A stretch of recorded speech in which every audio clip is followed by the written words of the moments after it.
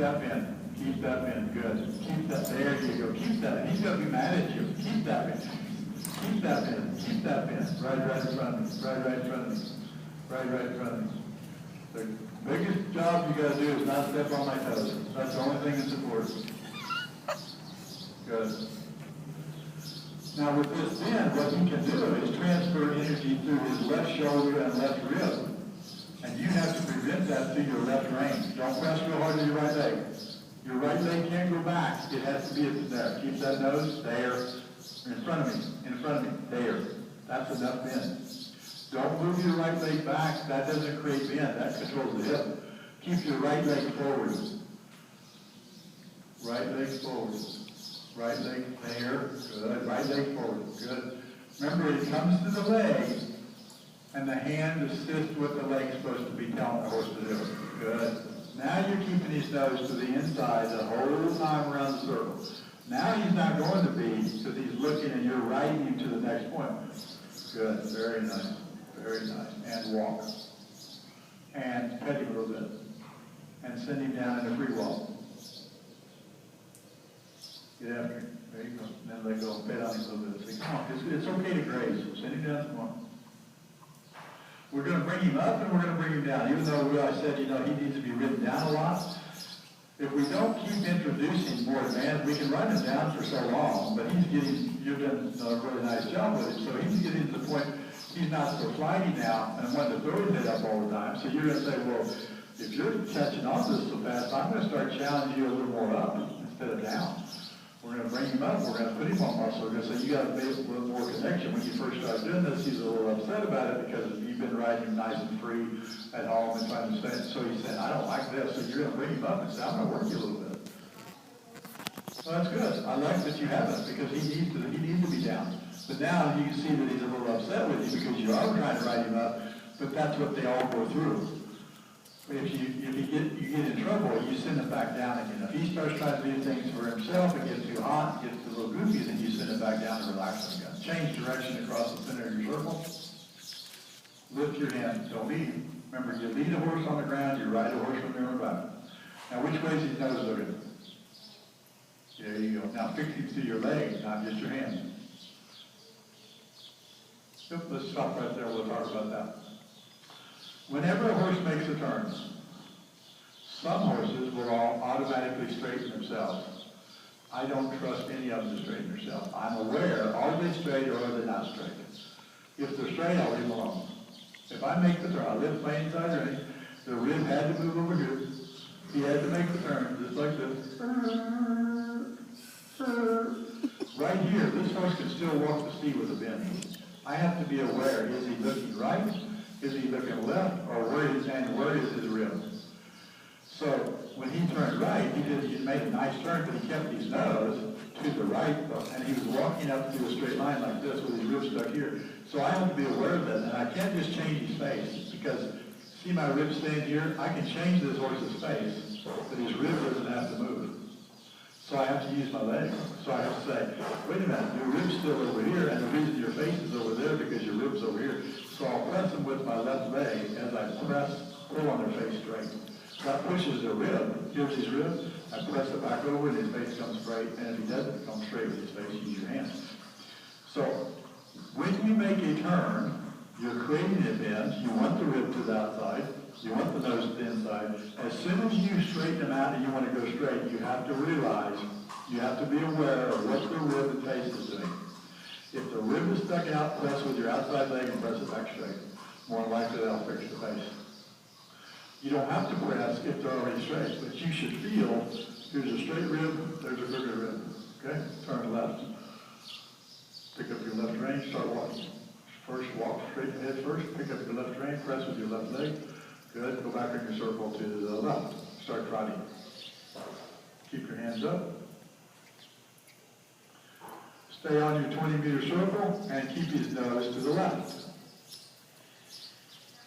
Keep your left leg forward. Don't press backwards or you're going to kick it on towards his rear because that's going to move his hips to the outside of your circle. So he likes to keep his left bend a lot better than his right bend. He's kind of a more natural display there. So right now, don't drop on your inside seatbelt too hard.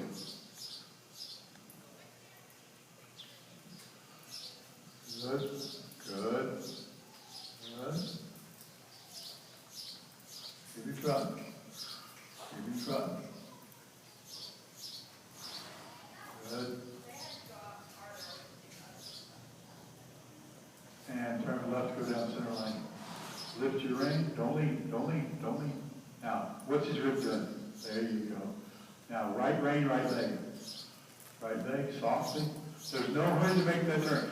When a horse is trotting, and if you release them too much, most of the time you have to do a little half halt as you turn your horse, or they'll drop their shoulder and speed through it. So when you get to see this time, I wasn't very good about preparing you for the turn. I didn't give you much time to prepare your horse. So prepare your horse before the turn. Prepare, you're going to come right at C. You're going to turn right up center line. Prepare the horse, let him turn, don't let him speed up. So your outside rein has to stay connected. Now turn left, prepare him, lift your left rein, keep your right rein, pull back on your right rein. That keeps the speed there.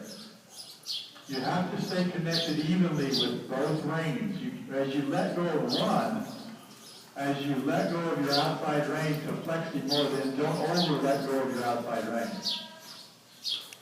Good. Back on your 20-meter circle. Touch points. I'm your touch point. Make you touch me with your right leg.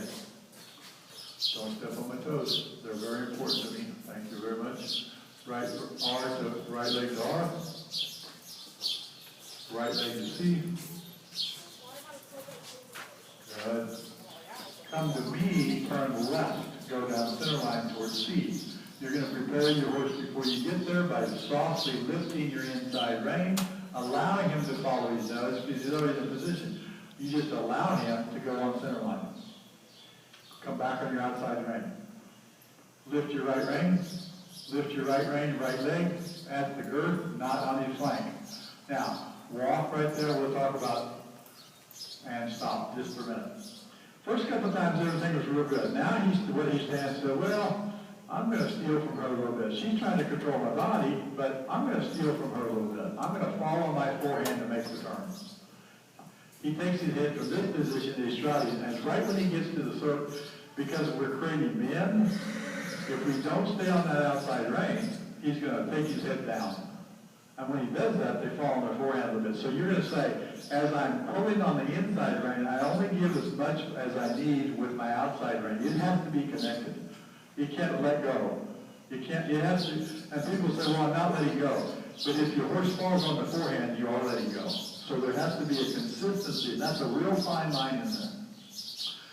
This creates energy from going left, but it also is the throttle of your horse at neck position. Inside rein is for bend.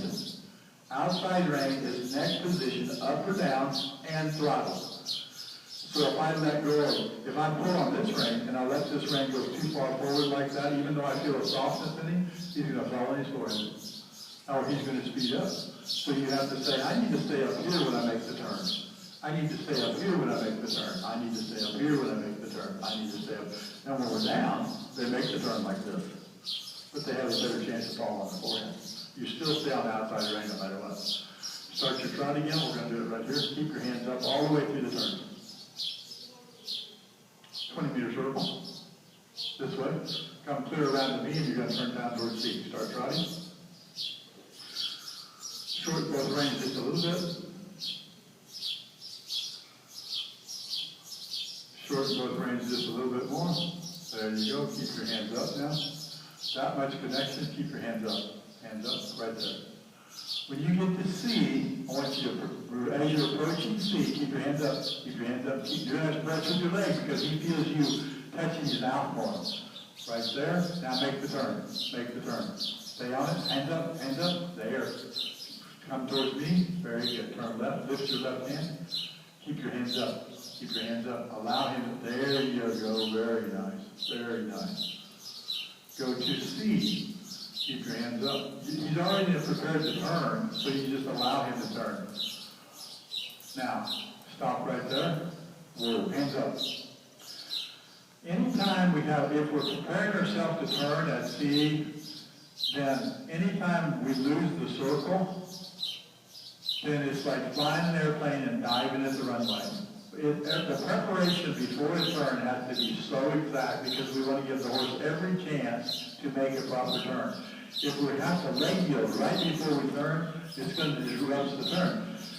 And you might not have heard me turn left to C. You did a great job of trying to leg yield back to C. You were trotting. You were trotting, he started to cut you off right when you got to C, and you had to try to radio back to C to get him there, which is the proper thing to do. And really the proper thing to do is instead of turning at C, would just go around. An airplane would not dive to the runway. They'd go around and make another approach. So for me to do this, watch what would happen. Oh my gosh, I missed C. But the instructor wants me to radio here and then make a turn. It's impossible for a lower level. Just go clear around. Make sure you get your touch points before you make the turn.